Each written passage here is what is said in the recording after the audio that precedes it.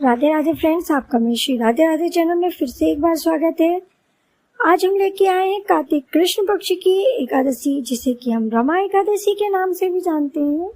इसकी रमा एकादशी की कथा तो आइए शुरू करते हैं। भगवान श्री कृष्ण से धर्मराज युधिष्ठिर कहने लगे, हे भगवान, कार्तिक कृष्ण पक्ष की एकादशी का क्या नाम है, इसकी क्या विधि है और इसके करने से क्या फल मिलता है? कृपया आप हमें ये विस्तार पूर्वक बतलाएं। भगवान श्री कृष्ण बोले कि कार्तिक कृष्ण पक्ष की एकादशी का नाम रमा है। यह बड़े बड़े पापों को नाश करने वाली है। इसका महात्म्य मैं तुमसे कहता हूँ, ध्यान पूर्वक सुनो। हे राजन, प्राचीन काल में एक बड़े ही प्रतापी मुचकुंद नाम के राजा हुए। उनकी इंद्र के साथ मित्रता थी और साथ ही यम, कुबेर, वरुण और विभीषण भी उनके मित्र थे।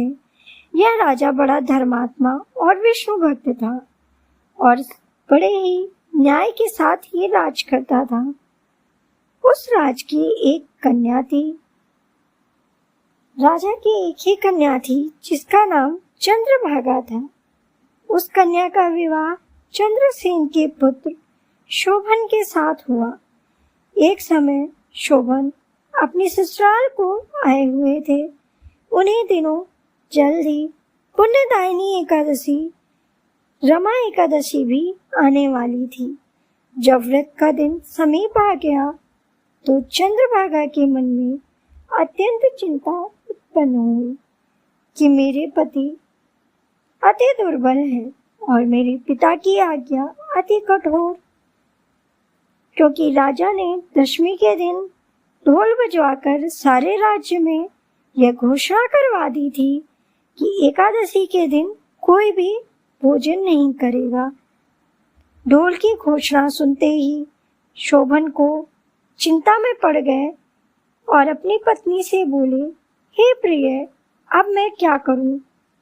अब मुझे क्या करना चाहिए? मैं किस प्रकार भी भूख नहीं सहन कर सकता। ऐसा कोई उपाय बतलाओ जिससे मेरे प्राण बच सके, अन्यथा मेरे प्राण अवश्य चले जाएंगे। चंद्रभागा कहने लगी, हे स्वामी, मेरे पिता के राज्य में एकादशी के दिन कोई भी भोजन नहीं करता। हाथी, घोड़ा, ऊंट, बिल्ली, गौ आदि ये सब भी अन्य जल आदि ग्रहण नहीं कर सकते। फिर आप तो मनुष्य हैं, मनुष्यों का तो कहना ही क्या।